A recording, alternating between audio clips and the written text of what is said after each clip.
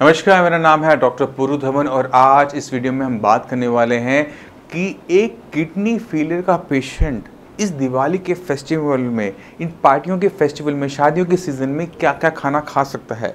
क्योंकि आज की डेट में जो मैं पेशेंट देख रहा हूँ उनमें सबसे पहला क्वेश्चन क्या होता है, डॉक्टर साहब मेरी बेटी की शादी है, मेरी बेटी की शादी है, अब शादी है, खाना तो खाना पड़ेगा, तो मैं क्या खाऊँ और क्या ना खाऊँ, आप मेरी समस्या का हल कर दो।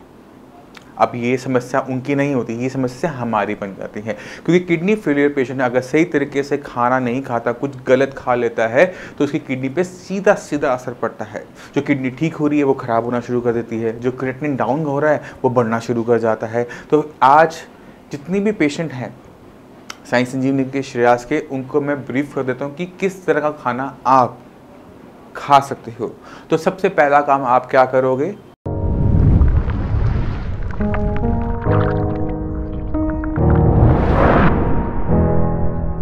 कि आप कोशिश करो कि आप खाना घर का ही खाओ। आप जो शादियों के हलवाई का, केटरिंग का खाना हमने नहीं खाना होता, उसके पीछे रीज़न को भी समझने की कोशिश करना। जब कोई कैटरिंग वाला के खाना बचता है तो उसे फेंकता नहीं है, उसे वो डीप फ्रीज़र में डाल देता है प्रिजर्वेटिव के साथ, और अगली बार उसे दोबारा से गर्म कर कर अगली शादी में इस्तेमाल कर रहा होता है। क्योंकि उसको डीप फ्रीज़ किया जाता है, उसमें प्रिजर्वेटिव ऐड किए जाते हैं। इसी वजह से कैटरिंग का खाना किसी भी किडनी फेलियर पेशेंट को किसी भी कीमत पे अलाउड नहीं है। दूसरा, जो हलवाई वाला खाना होता है, जब हम किसी कुक को बुलाते हैं अपने घर में कि ठीक है मेरे घर में शादी है, आप खाना बनाओ, तो आपने उन्हें खाना बनाते हुए देखा होगा, आपने उनको सब्जियां काटते हुए देखा होगा। तो आप खुद सोचो कि अगर वो आपके सामने काट रहा है और आप उसमें देख रहे हो कि वो गंदगी आपके अंदर जाने वाली है, क्योंकि वो आपकी तरह कभी खाना नहीं बनाएगा, उन्होंने इतने सारे लोगों का खाना एक साथ बनाना होता है, वो कभी सफाई का ध्यान नहीं रख पाते। इसी वजह से उनकी मशीनों पर जंग लगा होता है, उनकी मशीनों पर मिट्टी चिपकी हुई होती है, मैल चिपकी हुई होती है, और कहीं ना कहीं वो हमारे शरीर में ज़रूर जाएगी और हमारी किडनी को नुकसान पहुँचा सकती है। कभी कभी वो कलर का यूज़ कर रहे होते हैं क्योंकि उन चीज़ों को सुंदर दिखाना होता है, कभी हरा रंग डाला, कभी ऑरेंज कलर डाला ना। कभी कभी वो चीज़ें वो लेकर आ रहे होते हैं जिनमें पहले से ही प्रिजर्वेटिव एडिड होते हैं। तो हमने इन चीज़ों को पूरी तरह से अवॉइड करना है। तो कोशिश करो कि खाना घर का खाया जाए। आप अपनी फैमिली के साथ बैठ के खाओ, बट खाना घर का खाओ। अब घर के खाने के अंदर भी हमारे पास ऑप्शन होने चाहिए ना, कि अगर मैं घर का खाना खा रहा हूँ तो कुछ हैपनिंग होना चाहिए। ऐसा तो लगे कि पार्टी हो रही है, रोज़ का वही मैं घिया तोरी टिंडा खाऊंगा तो मज़ा ही नहीं आएगा। तो आप जो मैं आपको रेसिपीज़, जो आइटम्स आपको बताने वाला हूँ, आप उसको लिख सकते हैं और उसको स्पेशल डे के लिए, चाहे आपके शादी हो, चाहे वो बर्थडे हो, चाहे वो आपकी आउटिंग ही क्यों ना हो फैमिली के साथ, आप उसको एंजॉय कर सकते हैं। तो सबसे जो सेफ़ खाना मैं पर्सनली मानता हूँ किसी किडनी फेलियर पेशेंट के लिए, जो कि हमें बाहर अवेलेबल होता है, वो है चाइनीज़ फूड। अगर आप चाइनीज़ फूड के बारे में बात करो तो इसमें घी तेल का यूज़ बहुत कम होता है, सही, बहुत कम हम इसमें फ़ैट का यूज़ करते हैं, और मैक्सिमम वो चावल का बना होता है या फिर वो बना होता है मैदे का, और दोनों ही चीज़ें किडनी फेलियर पेशेंट को अलाउड है। चाहे आपने हक्का नूडल्स बनवाई है ना, तो नूडल्स हैं, थोड़ा बहुत उसमें वेजिटेबल्स होती हैं, सॉल्ट होता है और ब्लैक पेपर होती है। एक चीज़ आपने मना करनी होती है, वो है एंजीनोमोटो। जब भी हम कोई चाइनीज़ आइटम बनती है तो उसमें एक सॉल्ट डलता है जिसे हम कहते हैं एंजीनोमोटो, जो कि उसको एक थोड़ा सेवरी फ्लेवर देता है।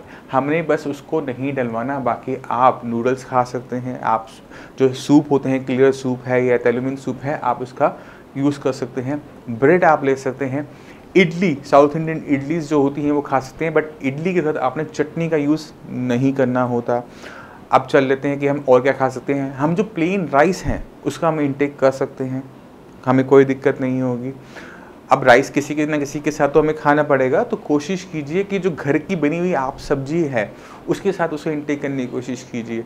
या फिर मिक्स वेज, अगर आपको लगता है कि वो हेल्दी तरीके से बना हुआ है, सोटे की भी वेजिटेबल के साथ बना हुआ, तो आप ले सकते हो।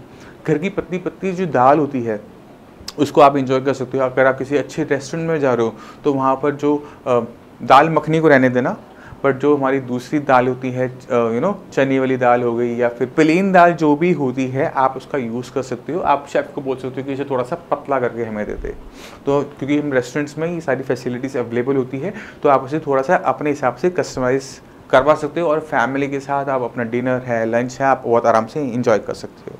स्नैक्स के अंदर आप पॉपकॉर्न्स हो गए वो आप ले सकते हो। पफ्ड राइस यानी फुल्ले जो चावल की फुल्लियाँ होती हैं भुनी हुई, वो ले सकते हो, मखाने ले सकते हो, बिस्किट्स ले सकते हो, ठीक है। तो इतनी सारी जो आइटम्स हैं आप हम ले सकते हैं। इसके साथ साथ आप घर में बनी हुई मैक्रोनी आप ले सकते हैं। अब उसमें आपने चीज़ नहीं डालना, याद रखना, उसको आपको बिना टमाटर के बिना चीज़ के बनाना पड़ेगा अलग तरीके से। अब आप सोचो कि आपने कैसे बनाना, क्योंकि मेरे को खाना बनाना नहीं आता।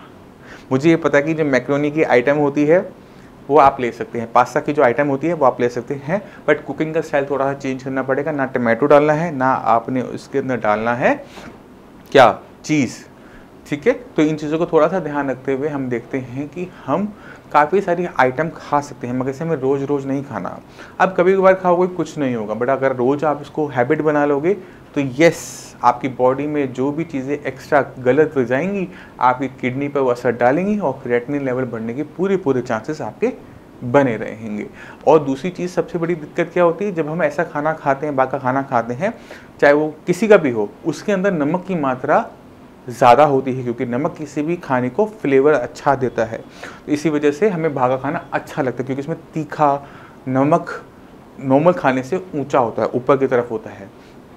तो ये जो सॉल्ट हमारी बॉडी में जाएगा वो हमारे ब्लड प्रेशर को शूट अप करेगा, और फाइनली हमारा जब ब्लड प्रेशर बढ़ेगा तो हमारी किडनी को नुकसान पहुंचेगा। तो इसी वजह से आपको बाहर का खाना बना होता है, इसी वजह से खाने में नमक हमें कम लेना होता है। तो मैं उम्मीद करता हूँ कुछ चीज़ें आपको क्लियर आइडिया मिल गया होगा कि इस पार्टी के सीज़न में, शादियों के सीज़न में, या आपके घर में कोई फंक्शन है तो किस तरह का खाना आप इनटेक कर सकते हैं। इसमें एक आइटम हम और ऐड कर देते हैं, वो है स्टीम्ड मोमोज। आप इसे घर में बनवाइए, आप होल व्हीट में बनवाइए, है ना, आप इसको मैदे में बनवाइए, आप इन चीज़ों को ले सकते हैं, क्योंकि उसके अंदर हम क्या डालते हैं, कैबेज डालते हैं कद्दूकस करके, गार्लिक होता है और तो कुछ होता नहीं है, चटनी आपको अलाउड है ही नहीं।